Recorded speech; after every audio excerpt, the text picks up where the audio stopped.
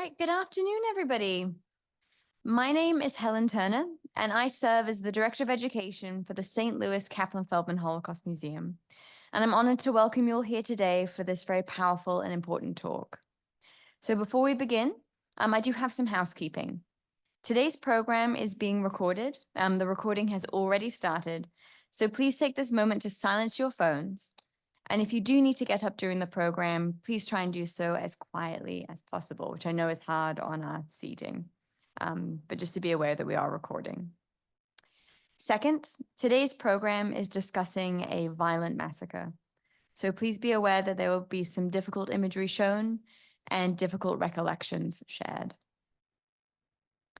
So is it anybody's first time here in our space? Anybody I haven't met before? Hello and welcome. We welcome you to the museum. We hope that you are inspired by today's program and that you will return and become part of our community. I would also like to thank our members who are in the audience. So museum members, can you please raise your hands? Can we give them a round of applause? Thank you so much. Thank you for your ongoing friendship and support. And we wouldn't be here without you.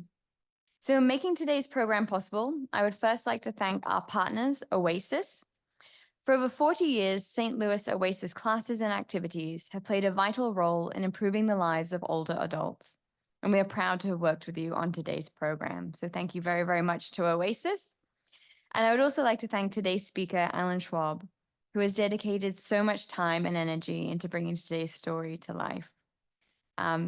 So could we please give a round of applause to Alan, who will be introduced in a bit.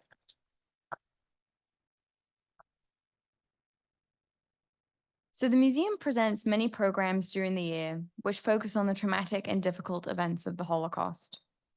Many of these moments are addressed through books, through films, through testimony. But today's event takes us on a different path of discovery and remembrance as we acknowledge the massacre of Babi Yar through music, offering us a rare perspective on this atrocity. The Holocaust, in its magnitude, is almost impossible to comprehend. In our attempts to understand the events, we must pull out moments and stories to give human face to this horrific history. Today's story begins on September 19th of 1941, when German forces entered the city of Kyiv, the capital of Ukraine. Before the German invasion, some 160,000 Jews resided there. By the time the Germans occupied the city, there are about 60,000 Jews remaining. Most of those who remained were unable or unwilling to flee. This included mostly women, children, the elderly, and those who were ill. On September 29th and 30th of 1941, SS and German police units and their auxiliaries, under the guidance of members of the Einsatzgruppen, or the mobile killing units, began the massacre which occurred at the ravine called Babi Yar, located just outside the city. The victims were summoned to the site, forced to undress, and then compelled to enter the ravine, where they were shot in small groups. In his book, The Redemption of the Unwanted, Abram Shah, a historian and founding president of Brandeis University, describes what happened next. The Jews in their thousands, with such pathetic belongings as they could carry, were herded into barbed wire areas at the top of the ravine, guarded by Ukrainian collaborators. They were stripped of their clothes and beaten, then led in irregular squads down the side of the ravine. The first groups were forced to lie on the ground, face down, and were machine gunned by the Germans, who kept up a steady volley. The riddled bodies were covered with thin layers of earth, and the next groups were ordered to lie over them to be similarly dispatched.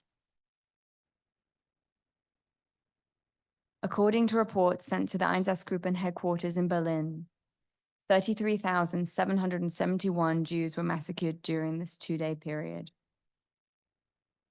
The massacre at Babi Yar was one of many mass shootings perpetrated by the Nazis and their collaborators beginning in 1941.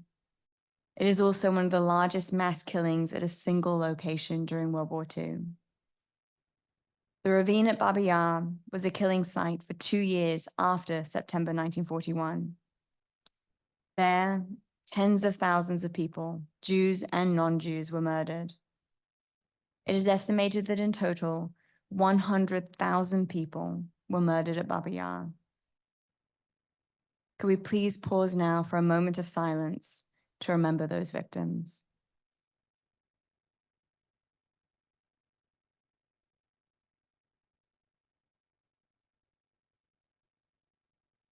Thank you. This atrocity is almost incomprehensible, and yet we must try and comprehend in order to take action. Since the Holocaust, museums like ours are constantly looking for opportunities to open windows to a deeper understanding of its causes and effects in an effort to educate and to impact the choices people make of how they treat their fellow human beings. It is our hope that this program will serve as a moment of memorialization for the victims and as a window to responses for those of us who bear witness. Now, to begin our program and introduce today's speaker, please help me welcome Joe Flannery, Oasis Director of Development. Welcome, Joe.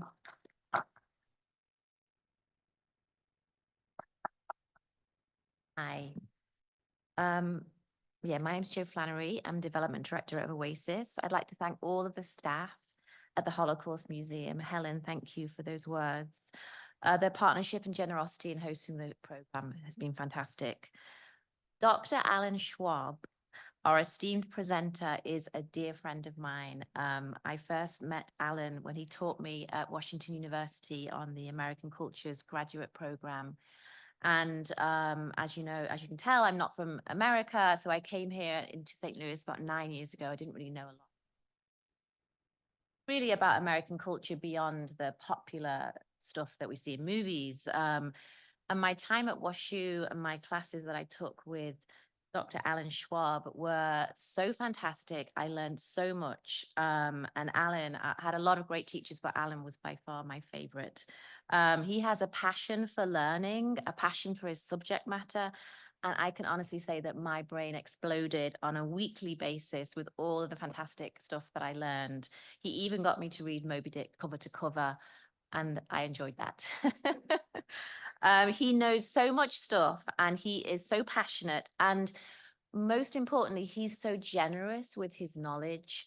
And any time that I spend with Alan, whether it was in class or for lunch or a cup of coffee, I learn things and it makes me feel thankful that he's part of my life and he's happy to share with us. So thank you, Alan. I'm looking forward very much to this presentation.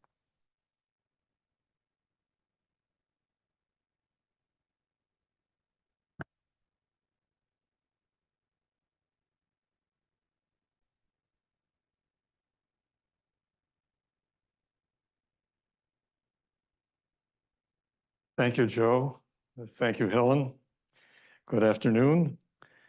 And thank you for stopping by and welcome to this focused exploration of the life and art of one of the 20th century's most important composers and one of the last century's greatest choral symphonies, the 13th of Dmitri Dmitrievich Shostakovich, subtitled Babi Yar. The reference, as you've heard, is not only to the Kiev, Ukraine ravine site of one of the most horrible atrocities of the Second World War, but to a series of thematically related poems by the celebrated dissident Russian poet Yevgeny Yevtushenko, published in 1961, 5 of which were provided linked orchestral choral settings by Shostakovich the next year. By its linked parallels between Nazi and Soviet anti-Semitism, the symphony was termed by commentator Tim Ashley one of music's great anti-racist statements, a thing of fury and terror. A couple of personal words to start. Those of us who are fortunate to attend learning community programs like these may sometimes believe that they happen by themselves, with lots of background details just magically falling into place. The reality is that it takes hours of caring and conscientious behind the scenes preparation to make it seem that way. So for their caring support, co-hosting us today, for Helen Turner, Emily Reichert, Amy Lutz of the museum staff, and to Marisa Sanbothi and Joe Flannery of St. Louis Oasis Lifelong Adventure, my heartfelt applause and praise for their co-sponsored invitation. Now I have an added personal Babi Yar marker for me, which lies with the fact that my maternal grandparents were born and raised outside Kiev, in one of those fly-speck villages not far from Babi Yar, from which they fled to America as young adults ahead of the pogroms, which followed the humiliating Russian defeat of the 1904-05 Russo-Japanese War. Those villages were memorably portrayed in the enormously popular stories of their internationally acclaimed author, Solomon Rabinovich. And you might well ask, okay, if he's so acclaimed, how come we never heard of him? Fair enough. The fellow in question was born in 1859 in the province surrounding Kiev, but writing under the pen name Sholem Aleichem, he published in 1894 the short story collection of shtetl life, which brought him great fame. Tevye the Milkman, later adapted, of course, and reprinted as Tevye and His Daughters, and of course, drawn on as the source material for that moderately well-known Broadway show and subsequent film, Fiddler on the Roof. So much for prologue, and what I'll suggest is an inspiring story of courage, resilience, and survival, of cross-cultural history involving poetry, music, political science across centuries and thousands of miles. So fasten your seatbelts and let's get underway. I'm going to start with an overview of Shostakovich's career and its tangled relationship with the ruling Soviet Communist Party. We'll pause to look at several photos of the ravine of Shostakovich and Yevtushenko at the world premiere of the symphony, and then explore details of the poems, why they might have had such impact on the composer, and the settings that he subsequently provided for them. And of course, we'll surely have time afterwards for questions and comments. One of the joys of teaching, as Joe implies, is never knowing what's going to happen when you ask a question. A number of years ago, I asked the class, what important figure of 20th century cultural history said, "Meine Zeit wird noch kommen," my time will yet come? And the young woman sitting in the front, frantically waving her hands, shouted, "Ooh, ooh, ooh, I know, I know. My father used to curse him every night watching the evening news, shouting, 'That bum has ruined the country. It's Richard Nixon.'" Well, no, it's not Richard Nixon, but turn of the century composer and conductor Gustav Mahler. Mahler may well rank with Shostakovich, not just as the most important and influential 20th century symphonists, but also as composers whose work illuminate one of the really central tensions of modern art: the fluid, complex, often volatile relationship of the artist and his or her society. So in an obvious way, this program focuses and provides a focus for such discussion, because very few artists before or since Shostakovich have so polarized their audiences. The critic Eric Saltzman has observed how Shostakovich's musical identity grows from the contrast between an extended melodic impulse and vigorous, sometimes grotesque humor. And those are qualities not often destined to win official favor. Shostakovich always had a gift for poetry, for parody and satire, something already apparent in the really astonishing accomplishment of his first symphony, premiered at age 18 in 1925 as a graduation present and project at the Petrograd, that's St. Petersburg, his hometown, the St. Petersburg Conservatory, and whose poise and expressive qualities would credit any mature artist. The museum website ad over my head for the program shows Shostakovich as the shy, frail, nearsighted teenage prodigy that he was at the time.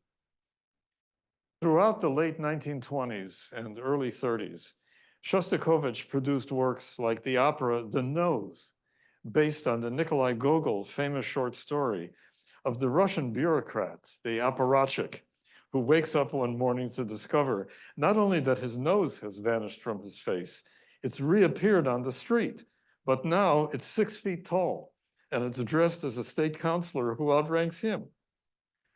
Or especially the ill-fated 1934 opera, Lady Macbeth of the Mtsensk district, brilliant, disturbing, intensely satiric. The visit of no less a figure than Joseph Stalin to a January 1936 performance of Lady Macbeth proved an event which marked the onset of extraordinary trouble for the composer. The story has it that Stalin was seated in a box near the orchestra's brass section and complained he was deafened by it, even while he professed moral shock at the opera's glorification of the title character, a scheming woman and bourgeois murderer whose open display of predatory sex chews up her men and spits them out afterward. In days, Shostakovich found himself bitterly attacked in the state-controlled press. Both Lady Macbeth and his Fourth Symphony, which was then in rehearsal, were withdrawn for performance. And for over 18 months, this usually prolific composer wrote absolutely nothing. And then in 1937, only 30 years old, and at the height of the Soviet mass terror produced by the Stalinist purges, in which the secret police would arrest and carry people off in the middle of the night, Shostakovich composed his Fifth Symphony, later characterized by an anonymous Russian critic with whom the composer at least publicly agreed as, quote, the creative reply of a Soviet artist to just criticism. Contrary to what enlightened Western thought might have expected, the symphony proved to be Shostakovich's first fully mature work. And understandably enough, the cultural authorities were absolutely jubilant, because hadn't official criticism been admitted by the artist as deserved, and better still, hadn't it yielded fruit in the form of the finest score Shostakovich had yet written. Well, as one might guess, the precedent was a remarkably ugly one. The bureaucrats had demonstrated, to their own satisfaction at least, that they could improve the work of an artist. And in the years ahead, they wouldn't prove at all shy about repeating the success. With the tumultuous audience and critical acclaim for the Fifth Symphony, of which I'm going to play a few excerpts, Shostakovich found himself redeemed and returns to official good graces. An article in the Moscow Daily News was typical. The composer, the critic wrote, while retaining the originality of his art in this new work, has to a great extent overcome the ostentatiousness, musical affectation, and the grotesque, which had disfigured so many of his earlier compositions. And so in this way, an extraordinary polarity about Shostakovich was established and sustained. In the West, he was regarded as a composer of immense promise, whose genius had been stunted and deformed by the communist doctrine of the arts to serve political ends. In the Soviet Union, he was used as the prime example of how collective criticism and the guiding hand of the all-knowing party could rescue a composer from involvement with a sterile Western modernism that would just be unintelligible to general audiences. Shostakovich belonged to the first generation of Russian artists, educated entirely under the Soviet system. He plainly believed in communist principles with sufficient emotion to block the thought of ever renouncing his country, whatever severe political pressures were put on him. Nevertheless, as is made clear in the remarkable book Testimony, the memoirs of Dmitry Shostakovich is related to and edited by Solomon Volkov, published only posthumously in 1979. The private Shostakovich lived in near constant fear, aware that each act of composition, each new work, was a calculated risk of rejection, imprisonment, exile, even death. For example, in the memoir, he speaks of sleeping near the front door of his apartment with a packed bag nearby, so that if the secret police would arrive to take him away, it could be done without waking his family. Despite such potentially paralyzing anxiety, critic Boris Schwartz argues that Shostakovich heroically kept his integrity and independence to a greater degree than any of his fellow Soviet composers. Volkov identifies Shostakovich as the second.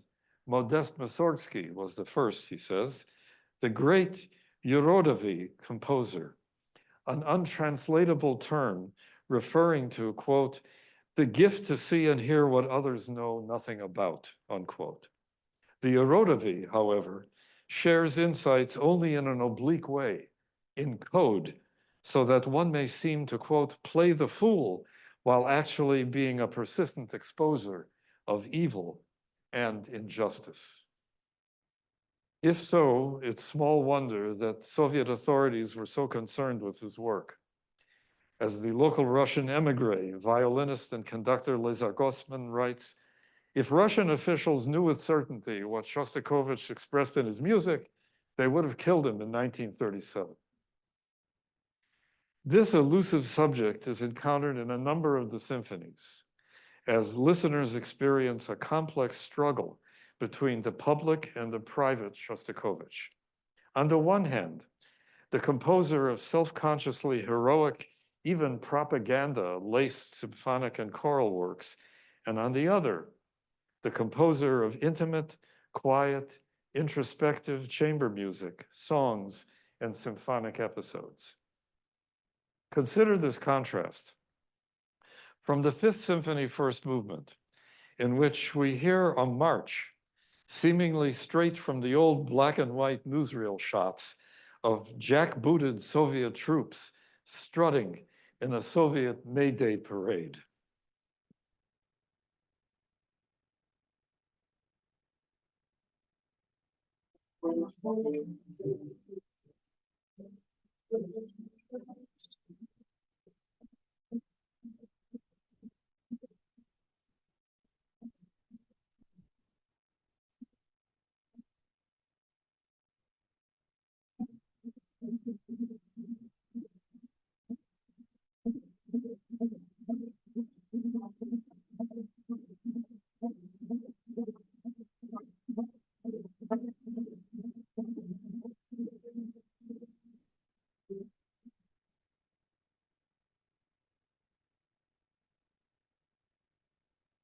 Or in contrast, this wonderful moment of melodic beauty from the first movement of the Sixth Symphony.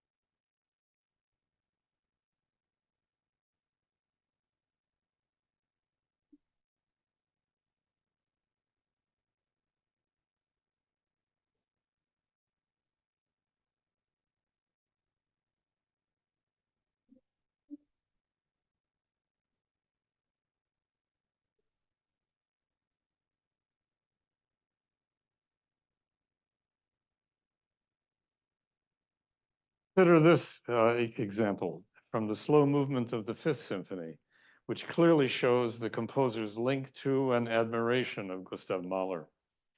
Here's a representative passage from what famed Boston Symphony conductor Serge Koussevitzky termed, quote, the greatest symphonic slow movement since Beethoven's Ninth.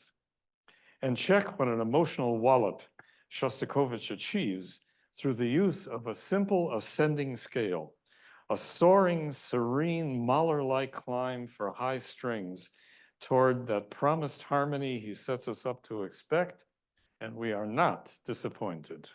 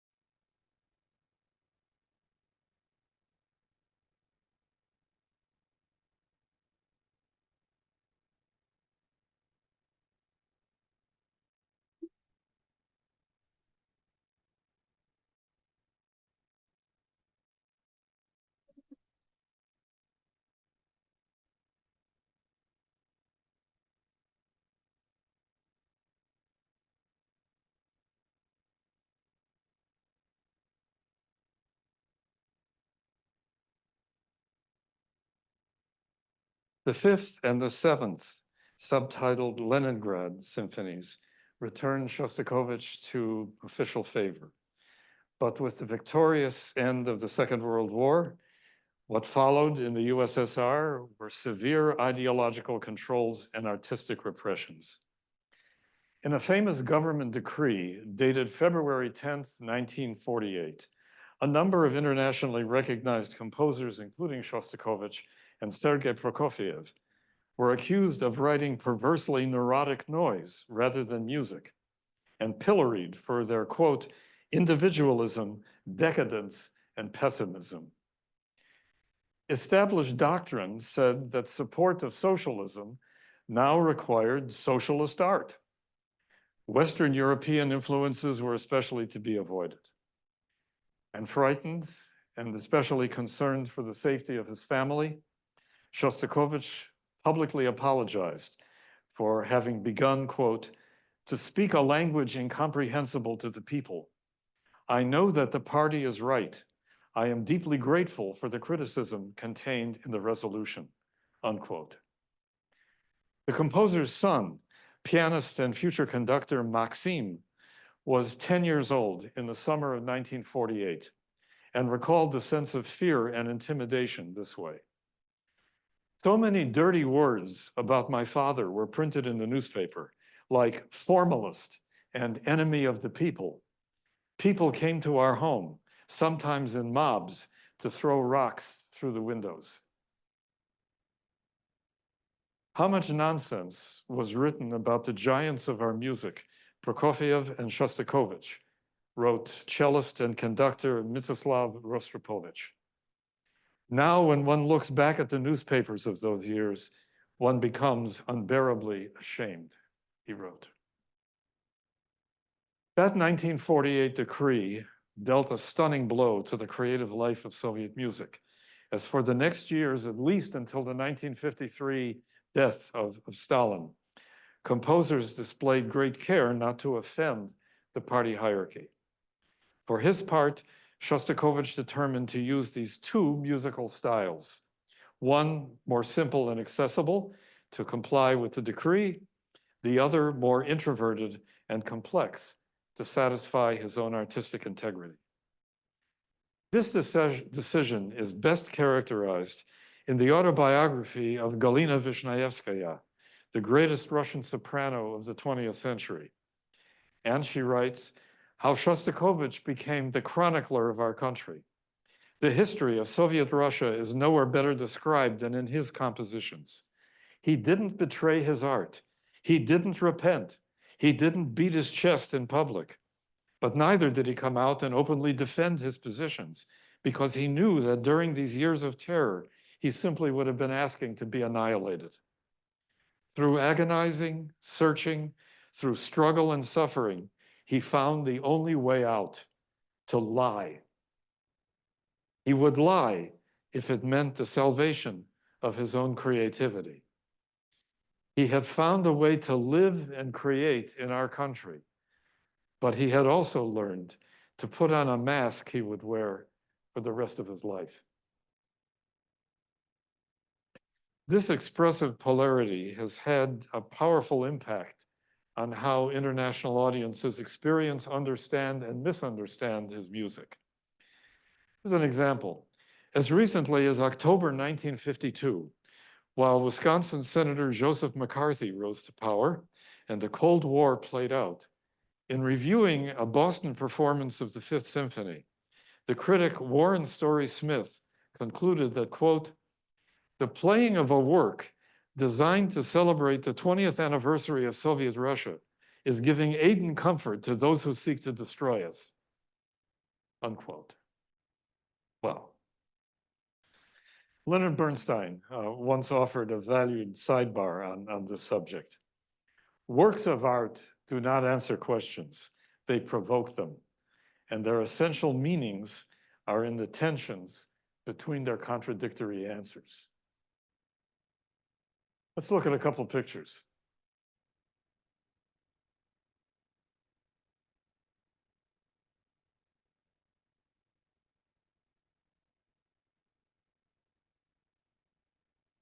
This is the geography of the ravine itself. As Ms. Turner pointed out, on the outskirts northwest of Kiev.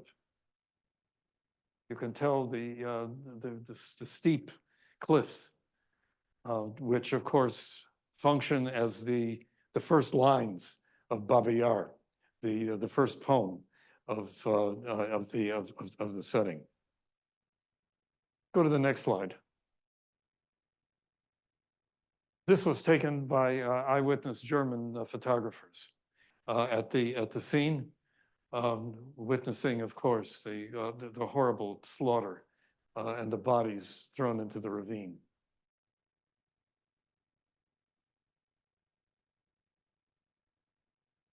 Go to the next slide.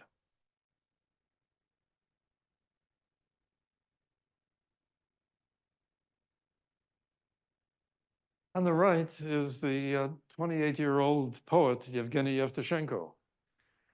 On his left is the 56-year-old Dmitry Shostakovich at the world premiere of the Babi Yar Symphony in December 1962. Almost all of Shostakovich's premieres had been done in his hometown of Leningrad, St. Petersburg now, led by Yevgeny Mavrinsky, the music director of the Leningrad Philharmonic. As public pressure mounted and the Soviet authorities saw and what Shostakovich had done with the Yevtushenko poems, one by one, soloists and performers decided, you know, I'm not feeling so well. I think I need to withdraw and recover. Mavrinsky said, I don't like conducting choral pieces, which was a lie, but that was his excuse.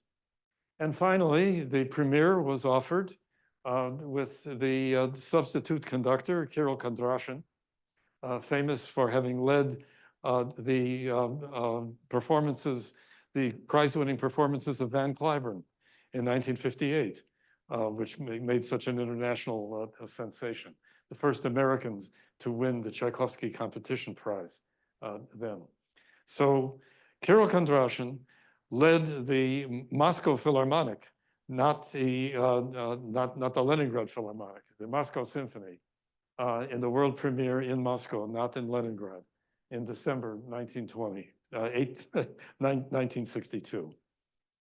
And you won't be surprised if I tell you that up to the morning of the performance, through the rehearsals, in other words, Kondrashin and Shostakovich and Yevtushenko were waiting to find out the official word from the Ministry of Culture if the performance would be permitted. Imagine the kind of work that goes into, with a huge chorus and a male soloist and a symphony orchestra, you have to rehearse for weeks, if not months, in order to pull this off for a world premiere, and not knowing until the morning of the performance whether or not the state is going to let you do it. Kondrashin wrote that that morning, not long after he's having breakfast, the phone rings. He answers it, and the man says, "This is so-and-so from the Ministry of Culture. And tell me, Comrade Kondrashin, how is your health?" And Kondrashin says, "Very well, thank you." And the voice says, "May it stay that way," and hangs up. So this is the environment in which the premiere takes place. And finally, my favorite picture of all from the premiere. Let's go to the last one. The look on Shostakovich's face is priceless. Yevgeny, I didn't know you cared. So, okay, that's the tumultuous result. You may also be interested to know that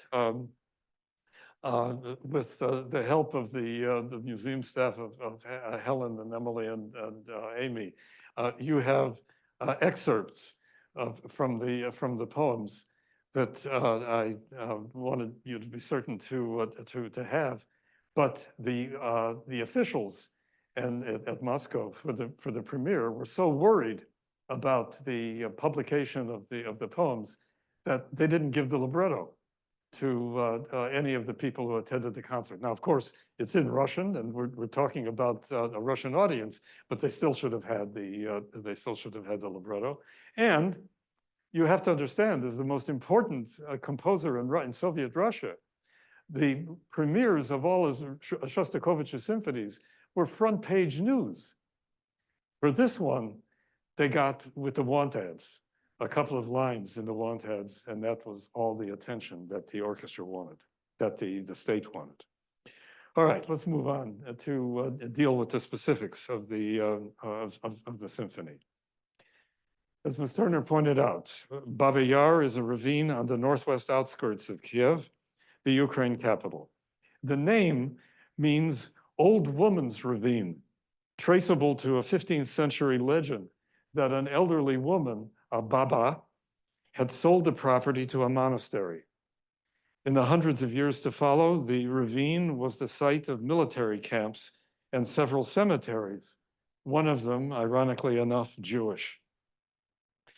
In attempting to avoid the same tragic military blunder which had led to Napoleon's defeat 130 years earlier in 1812, a ground invasion of Russia in the winter, the occupying Nazi forces and their collaborators decided soon after their September 19th, 1941 arrival to take a pause at a site which they felt would be a perfect setting in which to annihilate the area's Jews.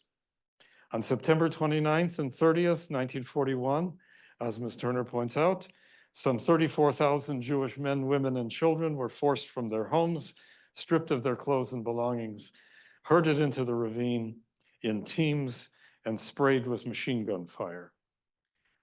Out of the 34,000 initial casualties, there were only 29 known survivors who had hid among the bodies as the carnage continued. By November 1st, only a month later, an estimated 75,000 had been killed, virtually all of Kiev's Jewish population. And not only Jews, as the slaughter continued for 2 more years of mass executions.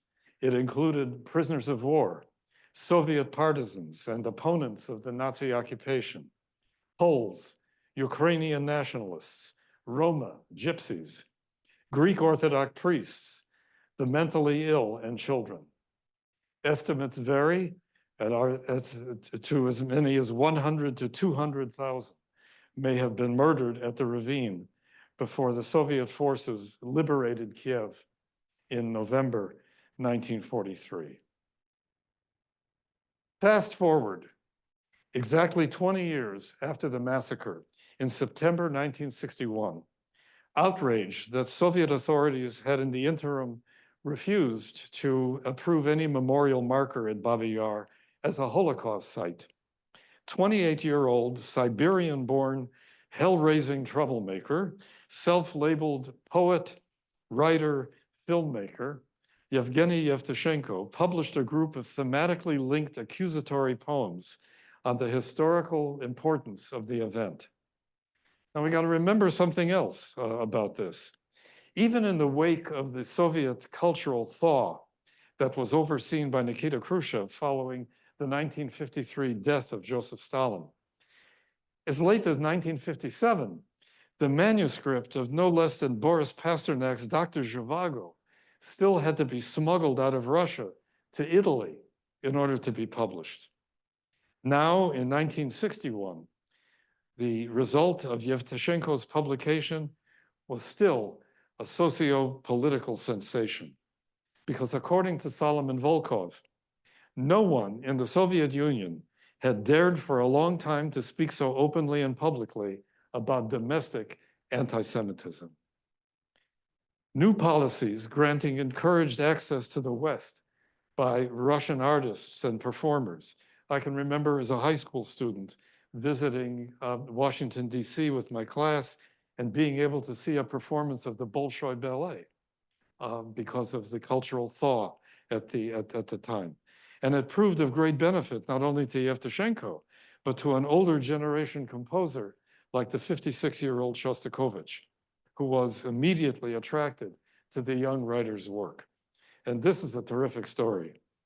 One day, soon after reading Yevtushenko's title poem, Shostakovich picked up the telephone and he called the poet, whom he'd never met, and complimented him on the work and asked, would you agree to have the poem serve as the introductory text of my new piece?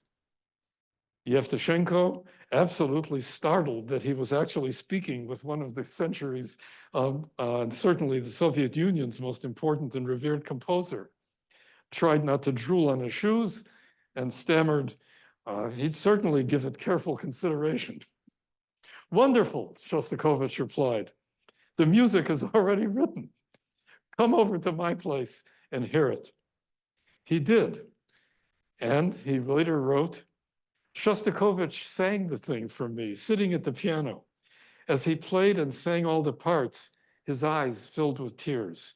The way he had set the text to music absolutely amazed me. If I had been able to write music, this is exactly the stuff I would have written for the poem, combining seemingly incompatible things, requiem, satire, sad lyricism. The composer's original plan was to produce a single freestanding 15-minute concert piece, an orchestral male chorus bass solo setting of the title poem, Babi Yar. But as he grew more familiar with the Yevtushenko collection, he decided to set 4 more poems of approximately 10 minutes each, producing an hour-long 5-movement symphony, a form favored by Gustav Mahler for half of his symphonies.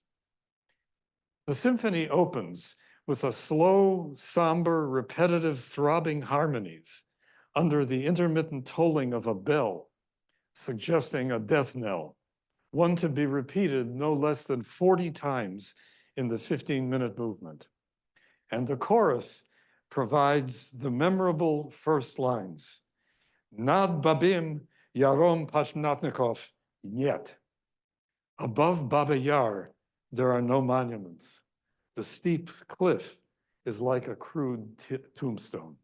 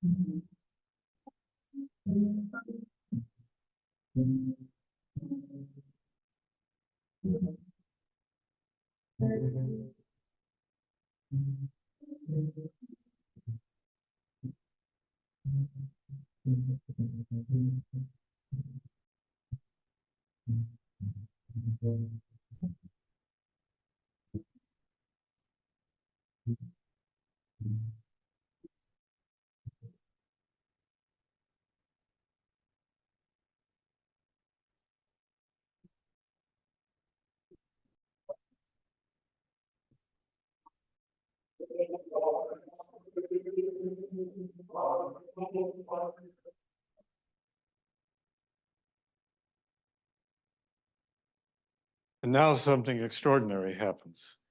The male soloist enters with a statement of central thematic importance. He says, "It seems to me at this moment that I am a Jew." And then he continues to stress what being at Babi Yar has done to alter his perspective and identity. Now he imagines himself the legendary wandering Jew of post-biblical Israel. Says he is a crucified criminal of ancient Rome.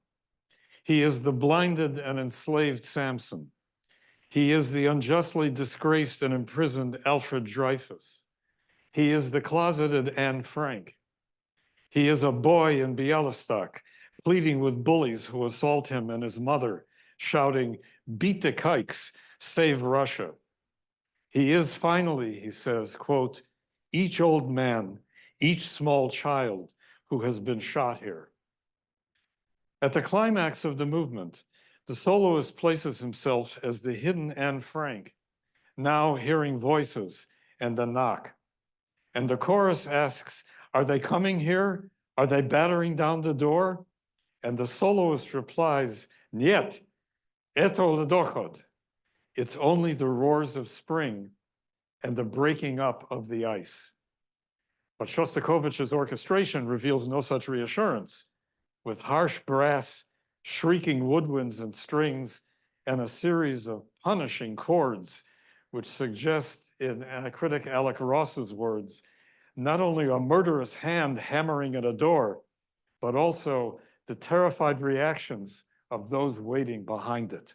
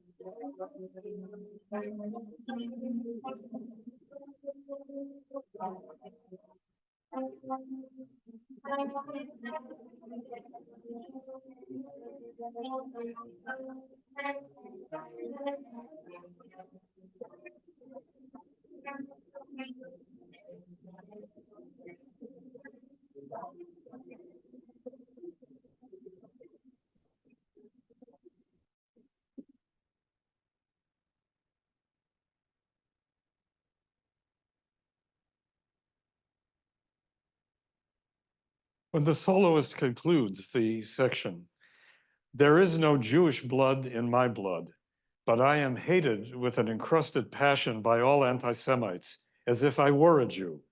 And because of that, I am a true Russian." When we hear this, we may recall the famous line by American author Bernard Malamud, "All of us are Jews, but few of us know it." In other words, to be Jewish today is to know our world isn't working the way it was designed or intended. Rather, it's broken, streaked with vengeance, greed, cruelty, tribal selfishness, spiritual weakness, interpersonal neglect, and we are all, every one of us, implicated in its repair. This is the famed concept, of course, of tikkun olam, to repair the world. It's an awareness that was given eloquent expression by arguably the 20th century's most important theologian, Rabbi Abraham Joshua Heschel. Morally speaking, Heschel wrote, there is no limit to the concern one must feel for the suffering of human beings. In a free society, some are guilty, but all are responsible. As the tolling bell is heard again to close the movement, it may remind us of the opening of British composer Benjamin Britten's choral masterpiece, his War Requiem, premiered only months earlier than the symphony, also in 1962, whose first English words, quoted of the poet Wilfred Owen to commemorate the millions of World War I dead, are, "What passing bells for those who die as cattle." Shostakovich uses the much shorter second movement, subtitled Humor, as a scherzo, setting a poem, as you can see in the libretto excerpt, to laud the power of humor, satire, and ridicule, to wound those in power. How, quote, czars, kings, emperors, rulers of all the earth can't suppress it, despite oppression, injustice, imprisonment, executions, and even state-sanctioned murder. The third movement, At the Store, is a brooding adagio tribute to Russian women, inspired by the speaker's experience of standing outside in the cold with a queue of peasant women waiting to buy food for their families. These women, he concludes, are an honor and judgment. It is shameful to cheat them, to overweigh their goods. A grotesque tuba solo and the tolling bell mark the bitter largo fourth movement, Fears, introduced with the choral lines, "Fears are dying in Russia like phantoms of former years when official lies were applauded and accepted." The soloist recalls those times when anonymous denunciations from neighbors, from family members, even from one's spouse, led the secret police to carry people off to prison, but goes on to note, "This today has become distant. It's strange even to remember now." Sure. It's as if the speaker says with a smirk and a half smile, "This is the way it used to be." But of course, these sorts of things no longer happen. Lawrence Hansen observed, "It's a fair guess that audiences at the December 1962 premiere ruefully nodded at the obvious irony." At the close, the speaker explains how old state-created and maintained fears have been replaced by new imposed ones. The fear of being untrue to one's country, of dishonestly debasing ideas which are self-evident, and of being haunted by the single great fear of not writing with all my strength.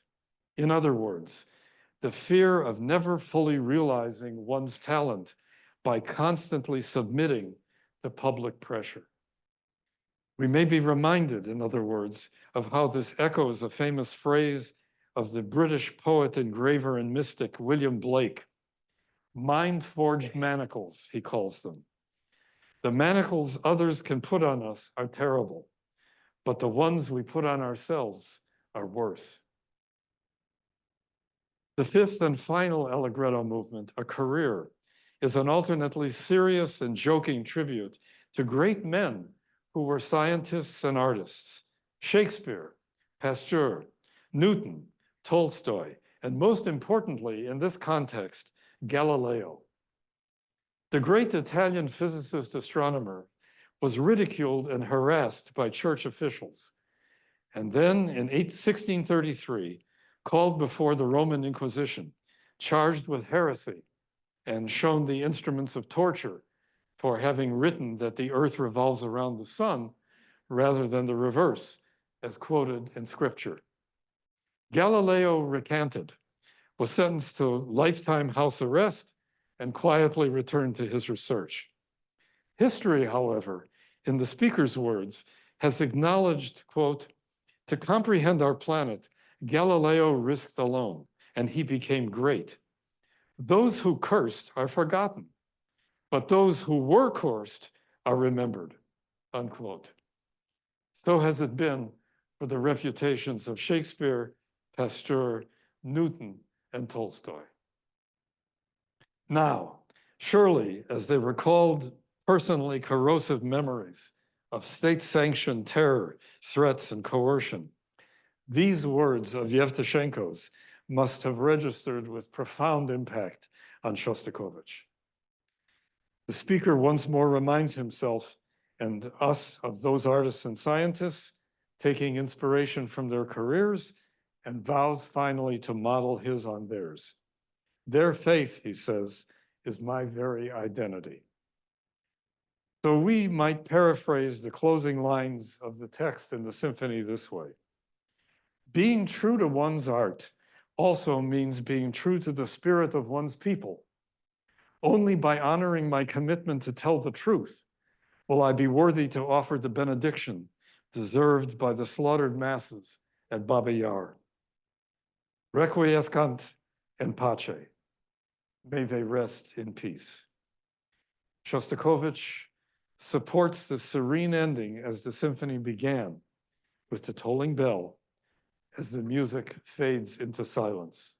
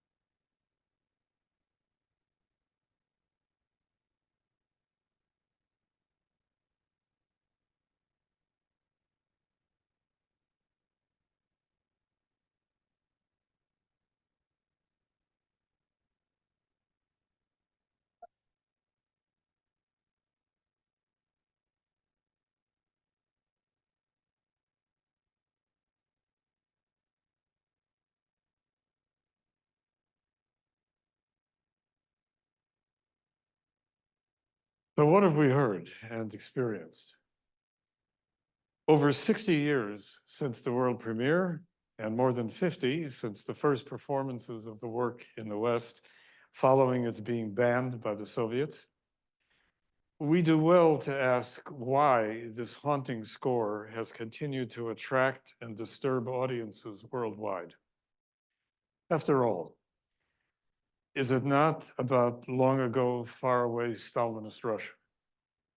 Of course it is.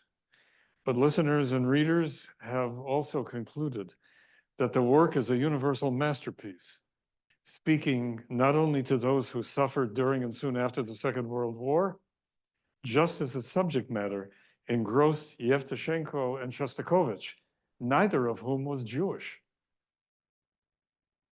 We might pause to remember here a vital detail of the greatest choral symphony of the 19th century, written by a child of the Revolution, the Beethoven Ninth of 1824, whose key post-American and French revolutionary statement of the choral fourth movement is, alle Menschen werden Brüder.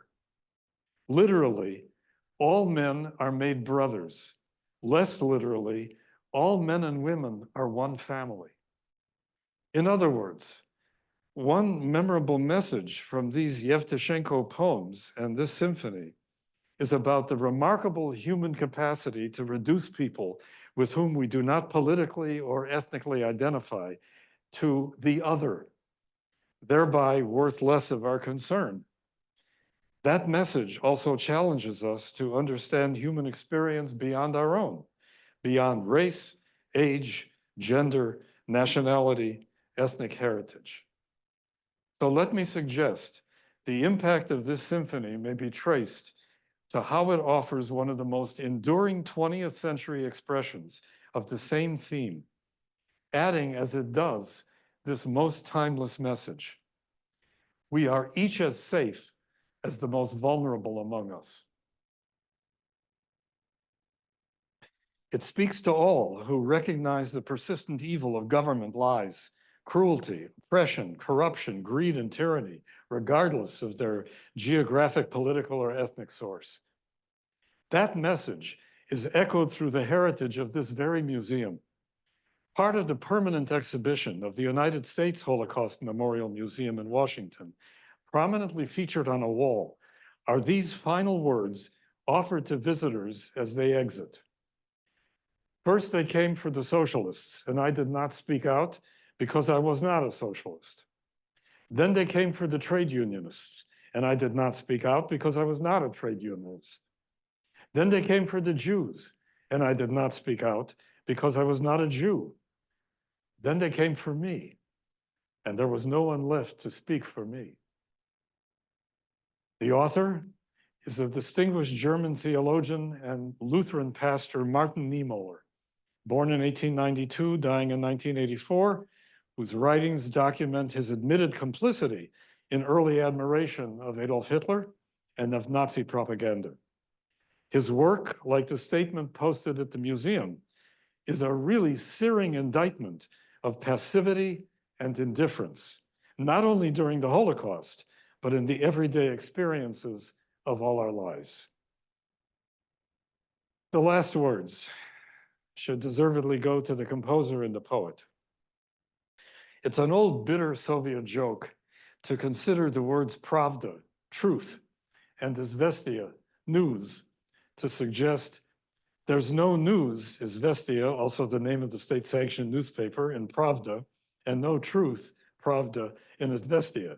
Or put another way, with an all too familiar Russian fondness for irony, there's no truth in news, and there's no news in truth.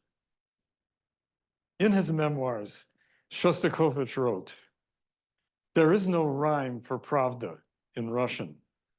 So many unsaid things collect in the soul, and you must unburden your spiritual world or risk a collapse. Sometimes you feel like screaming, but you control yourself and just babble some nonsense. Stalin is gone, but there are more than enough tyrants around. I have been thinking about prison cells, horrible holes where people are buried alive, waiting for someone to come for them, listening to every sound. That's terrifying, and you can go mad with fear. I know about that. Awaiting execution is a theme that has tormented me all my life. Many pages of my music are devoted to it. The majority of my symphonies are tombstones. Morality is the sister of conscience, and perhaps God is with me, Yevtushenko, when he speaks of conscience, because every morning, in place of prayers, I reread or repeat by memory poems by Yevtushenko. People knew about Babi Yar before Yevtushenko's poem, but they were silent. And when they read the poem, the silence was broken. Art destroys silence. In bookend fashion to how I began, let me close with this news epilogue. When Dmitri Shostakovich died on August 8th, 1975, at age 68, Yevtushenko wrote, "Over people like Shostakovich, death has no power. His music will sound as long as humankind exists. Great art succeeds where medicine fails, victory over death. When I wrote Babi Yar, there was no monument. Now there is." Well, amid the stubborn ambivalence and ironies of cultural history, yes and no. In 1976, the Soviet government authorized the formal dedication of a Babi Yar monument, but one with no reference to the Holocaust, stating only homage to the citizens of Kiev and prisoners of war murdered here 1941, 1943. 15 years later, in September 1991, observing the 50th anniversary of the start of the Nazi massacre and with the collapse of the Soviet Union, the Jewish community of Kiev published and placed a large memorial sculpture of a black menorah at the ravine. 30 years later, in October 2021, the Ukrainian government remarkably enough, now led by its Jewish president, Volodymyr Zelensky, announced the formal dedication of an already partially constructed, enormously complex $100 million Babi Yar Holocaust Memorial Center, containing art installations and no less than 4 specialized museums, all scheduled for 2026 completion. And 4 months later, Russia invaded Ukraine. Center construction immediately gave way to concerns for survival. Within days, on March 1st, 2022, the KYIV, isn't that a marvelous television station, call letters, KYIV, radio television broadcast tower at Babi Yar, rising some 1,300 feet as the nation's tallest structure and built over the graves of massacre victims, was hit by Russian missiles, but survived with minor repair. 5 civilian workers, however, were reported killed in that explosion. Yevgeny Yevtushenko died on April Fool's Day, 2017, at age 83, in, of all places, Tulsa, Oklahoma, where he had taught at the University of Tulsa since 1992 as Distinguished Professor of Literature, returning to Europe 6 months of every year, and bestowed with many honorary degrees and international awards, this multi-talented, hell-raising troublemaker whose life changed one day, receiving a phone call from Russia's leading composer, died in America and was buried with international recognition and mourning in a writer's colony near Moscow. So what might Dmitry Shostakovich have thought in retrospect about such events? Well, here finally is a moment which may best express Shostakovich's grasp of his own artistic and political identity in the face of pressures to conform and submit, which absolutely crushed many of his Soviet colleagues. It is the radiant close of the Fifth Symphony, Third Movement Largo. And as we hear this to close, is there not a profoundly moving message of self-assertion here? One of great boldness and certainty that humanity will prevail, even in the face of long and difficult odds, and transcending accidents of heredity, time, and place. It may be a message that all of us long to hear, one to cherish as we each struggle through our own troubled time and dark nights of the soul.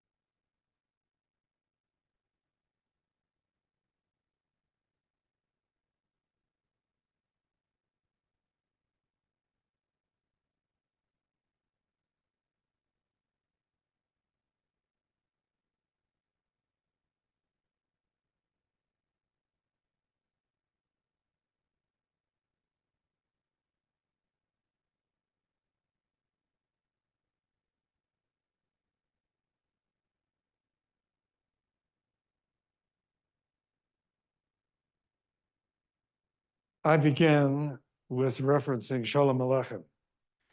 I close with perhaps what Solomon Rabinovich might have said on hearing this memorable story of determination, courage, and resilience. L'chaim. Thank you.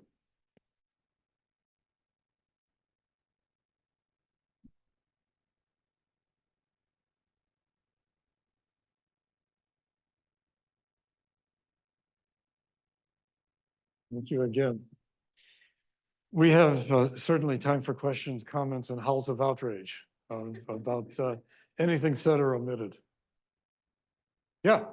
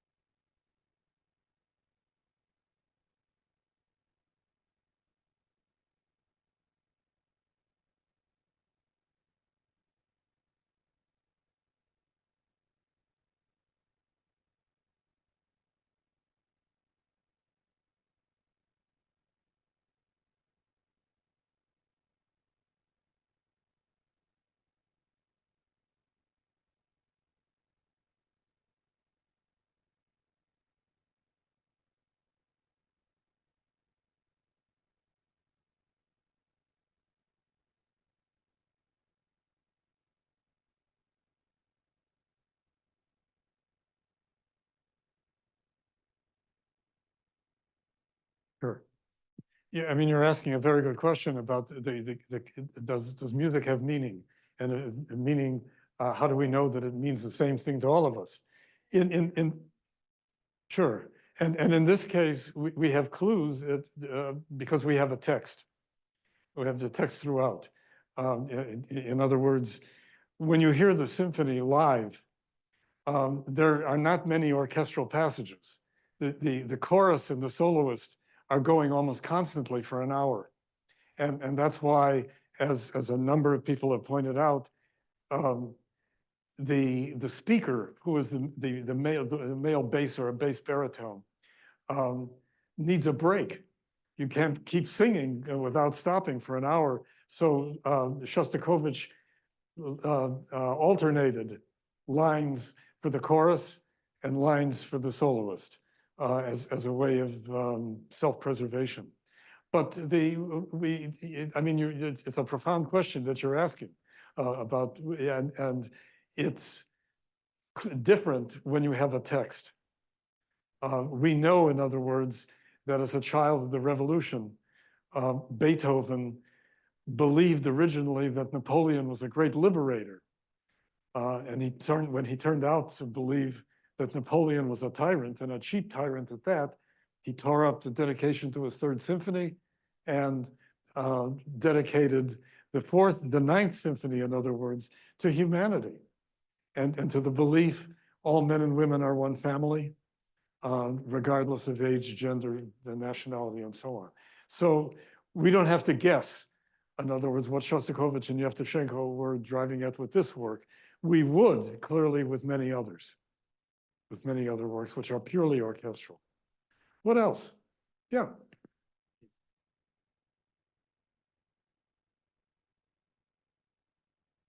Absolutely. Shostakovich wrote 15 symphonies and several operas. And this is one of the most frequently performed. You may also read, when you get interested in this, in the symphony, that the Soviets made Yevtushenko change the libretto to the first movement, to Babi Yar, to indicate that more people died than Jews. And reluctantly, he did. But within 2 years, he gave it up and insisted on the performance going the way it was originally written. And that's what we hear today. So yes, it's frequently recorded. I would guess there might be over a dozen recordings of it. And it's a marvelous piece of music. Of Shostakovich? I have to think about that. Another good question. And the next question is going to be our final question.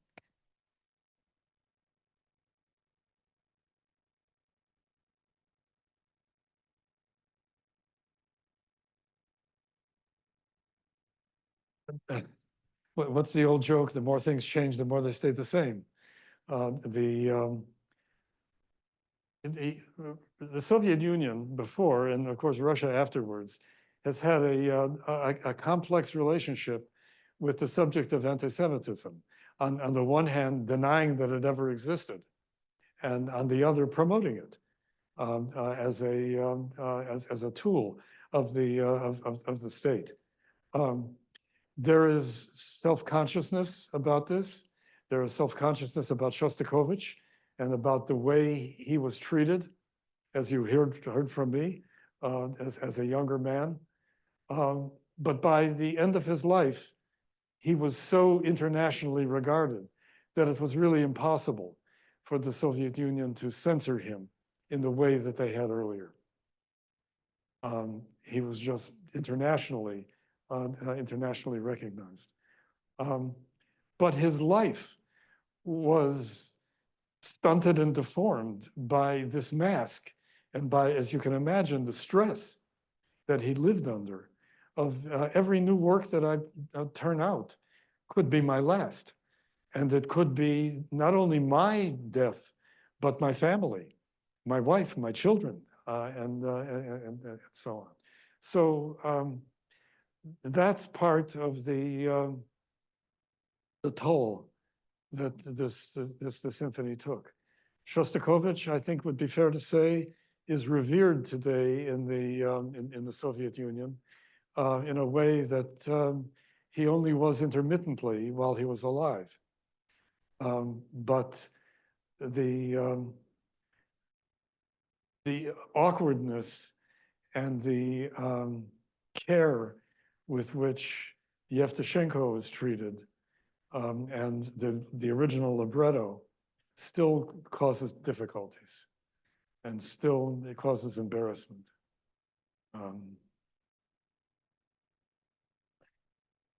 I'm not going anywhere. If you have other questions, by all means, stop by. I'm very grateful for your invitation and for your time and attention. All very best wishes. Thank you.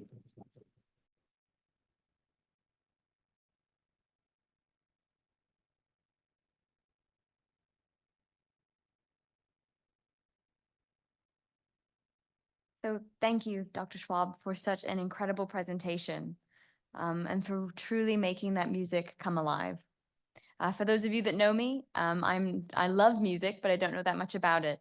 And so I so appreciate you giving history and meaning to the music that we listen to, and to truly getting us to engage with what we're hearing. So thank you so, so much.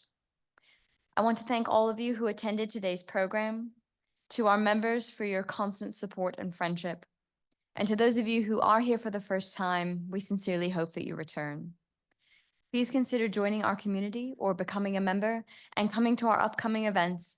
You can scan the QR code behind me and know what exciting things we have planned for the summer.